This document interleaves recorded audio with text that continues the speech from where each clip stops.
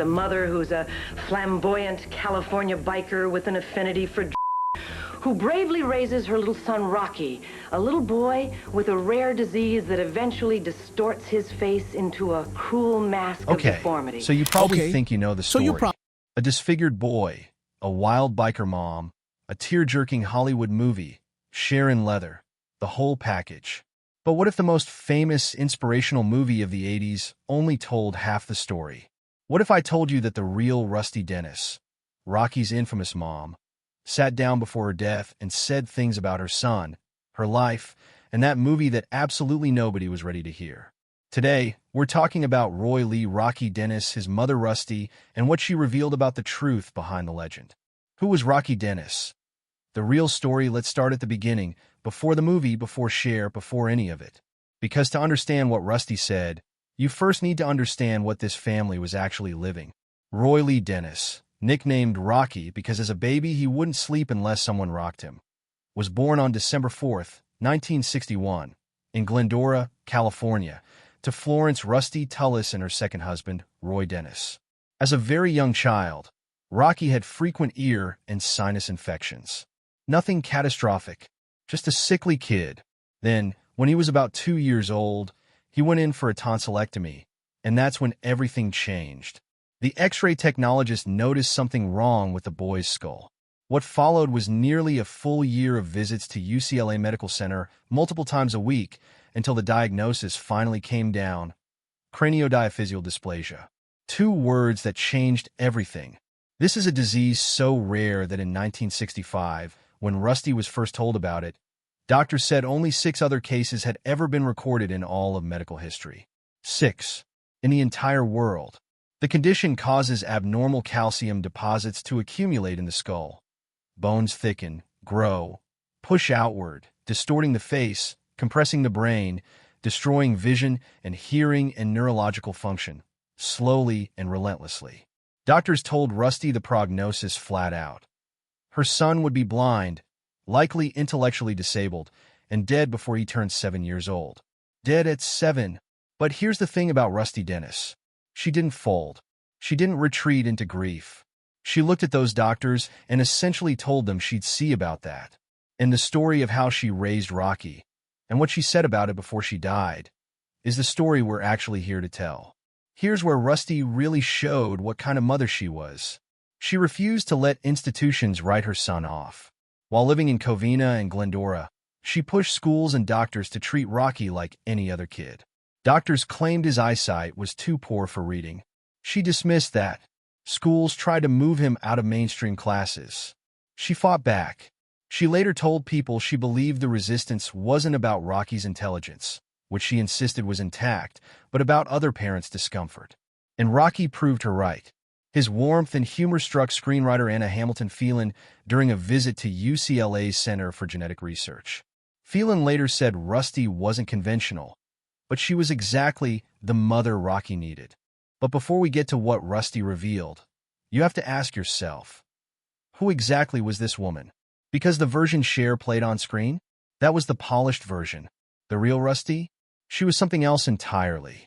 The woman behind the leather jacket. Let me paint you a portrait of Florence Rusty Tullis, née Steinberg, because the real woman was far more complicated and far more fascinating than anything a Hollywood script could fully contain. Rusty was born in Brooklyn, New York, on May 29, 1936. Her father was a truck driver. She was Jewish, Brooklyn-raised, sharp-tongued from birth. At 13, she was kicked out of junior high school for truancy. At 14, she was smoking marijuana and running with motorcycle gangs. At 15, she dropped out of school entirely and took a job as a hoochie-coochie dancer at Coney Island. She was not old enough to have a learner's permit for a car. At 17, she married her first husband, truck driver Tommy Mason. A year or 2 later, their son Joshua was born. That marriage fell apart, and Rusty moved back in with her parents. Then came her second marriage, to Roy Dennis, and a move to California. And in 1961, Rocky was born.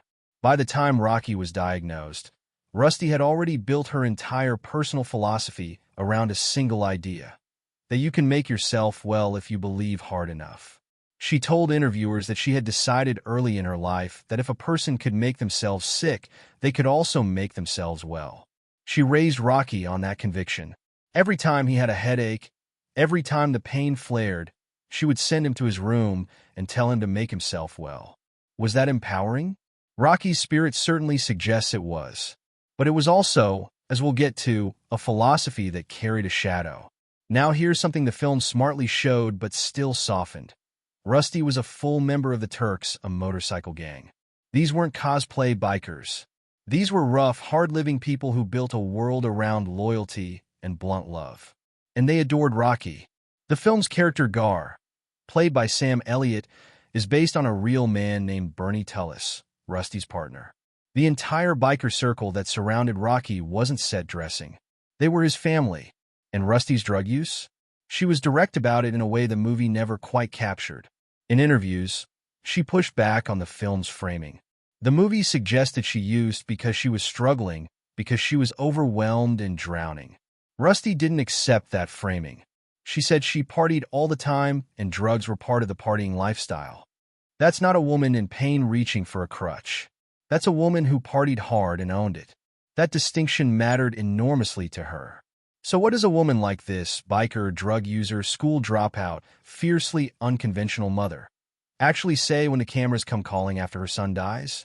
Because what Rusty said about the film, about Rocky, and about the night he died, that is where the bad really starts. The movie, the money, and what Rusty actually said by 1985, Mask was in theaters across America. Directed by Peter Bogdanovich. Starring Cher as Rusty and Eric Stoltz as Rocky. It grossed over $48,230,000 at the box office.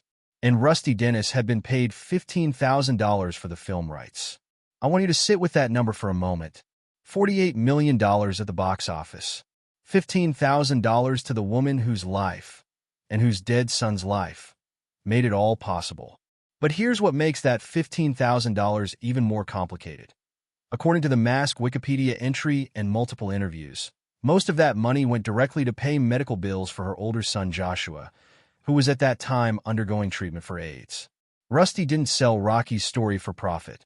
She sold it to keep another son alive. When the movie came out, reporters descended on Rusty expecting gratitude, maybe some tears, maybe some gracious Hollywood praise. What they got instead was something far more interesting. She called the film a fairy tale, not a tribute or a beautiful memorial to her son. A fairy tale. Those were her words. For the Chicago Tribune's 1986 profile of her, Rusty said, "I always thought showing Rocky's courage would help a lot of disabled kids and the parents of disabled kids. Sometimes they are more disabled than their kids. I didn't realize the movie would be about me too. Thanks to Cher's brilliance, I come off a kind of heroine." Read that carefully. She wasn't bitter about Cher's performance. She actually praised it. What she couldn't fully square was the shift in focus. She had imagined a film about Rocky's extraordinary courage. What she got was a film that split the spotlight, turning her into a central character, a complicated, glamorous anti-heroine, when she had only ever thought of herself as his mother. On Cher specifically, Rusty was actually generous. She told the same Chicago Tribune reporter, "Cher depicted the way I am very well. I always thought I was perfectly normal, that the rest of the world is nuts." That line, "the rest of the world is nuts," is as good a distillation of who Rusty Dennis was as anything else on record. The Chicago Tribune also confirmed the two biggest factual departures from reality that Rusty pointed out. First, the film compressed a decade-plus of events into what looks like about a year. Second, and this is the one that clearly stung, her older son Joshua doesn't appear in the film at all. He was simply written out of Rocky's story. Then there was the music. Rocky Dennis loved Bruce Springsteen. He was a devoted fan. Director Peter Bogdanovich built the entire original soundtrack around Springsteen's songs. But Universal Pictures couldn't reach a deal with Springsteen's label, Columbia Records, and quietly swapped the music for Bob Seger tracks without telling Bogdanovich. Rusty was not pleased. In a 1985 appearance on the San Francisco talk show People Are Talking, she said flatly, "I don't think Rocky even knew who Bob Seger was." That's a precise, devastating quote. And it was all she needed to say. Bogdanovich was so enraged he sued Universal for $19 million, claiming the music was swapped in violation of his final cut privilege. The Springsteen songs were eventually restored for the 2004 director's cut DVD, 20 years after Rocky's story first reached theaters. But here's what really nobody talks about. Because all of that, the money, the music, the fairy tale, that's complicated. What Rusty said about the night Rocky actually died, that hits different entirely. The night Rocky died, and the truth in IT by September 1978, Rocky's health had declined sharply. He was 16 years old, and the disease that should have killed him before age 7 had finally begun to win. He was in a wheelchair in the final weeks. The headaches that had been his constant companion his entire life had escalated to a level that nothing could touch. On October 3rd, September 1978, the family, Rocky, Rusty, and the biker circle around them, went out to a restaurant for dinner. Everyone could see how weak he had become. That evening, Rocky came home with a headache. Rusty did what she had always done throughout his entire life. She sent him to his room and told him to make himself well. He never woke up. Rocky Dennis died the following morning, October 3rd, September 1978, at home, in his sleep. He was 16 years old, nearly 17. He had outlived his death sentence by nearly a decade. Now, the movie shows Rusty discovering his body herself, a raw and devastating scene. In reality, at the time of Rocky's death, Rusty was not at home. She was at her lawyer's office dealing with a drug possession charge. Her partner Bernie, the real-life Gar, called to tell her. That gap between movie and reality matters not because it makes Rusty a bad mother, but because it reveals how much Hollywood smoothed the edges of an already jagged story. And there's something Rusty said about her parenting philosophy, the make-yourself-well approach she had applied to Rocky from infancy, that deserves to be examined without editorial spin. She never publicly described it as a failure or framed it as guilt. That characterization would be putting words in her mouth. What she did say, plainly and repeatedly, was that she believed in it completely. Whether that philosophy also meant Rocky's pain was sometimes minimized, that is something only Rocky and Rusty knew.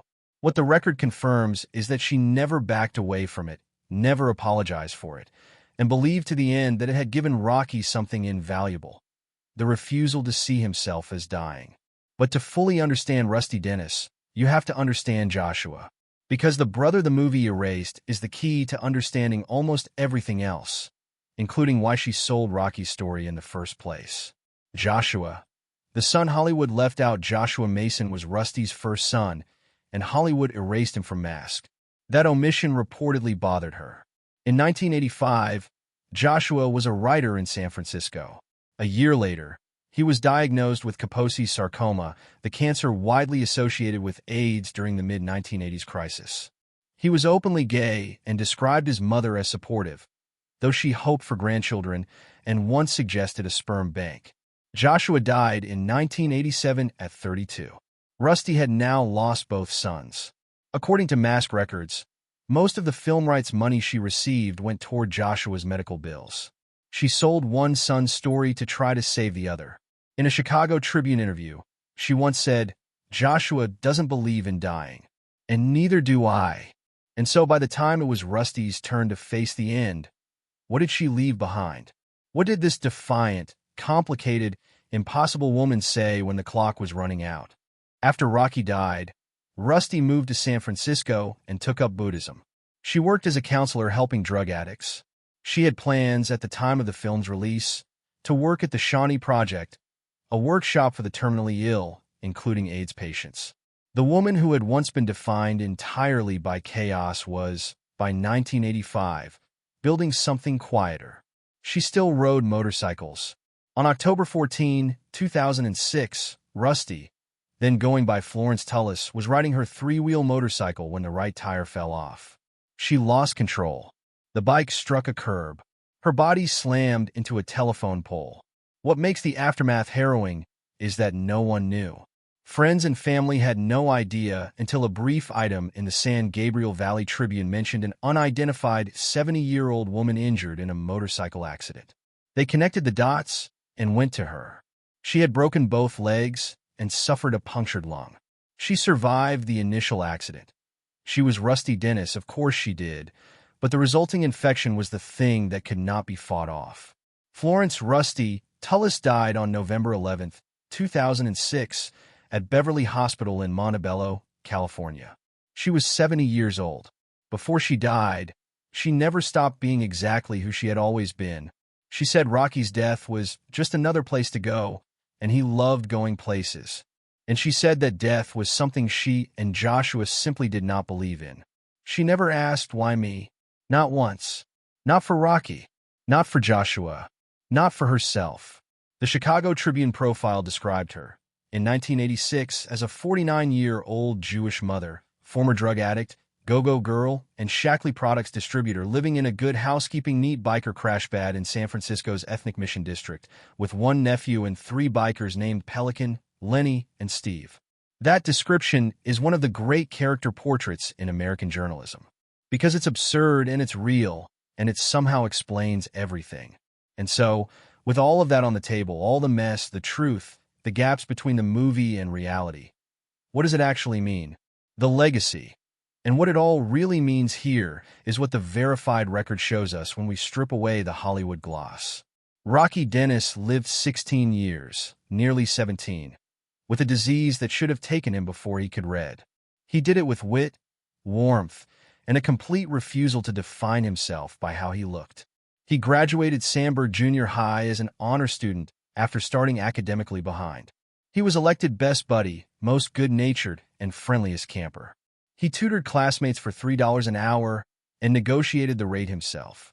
He memorized the night sky. He fell in love at summer camp with a blind girl who could not see his face and saw everything else.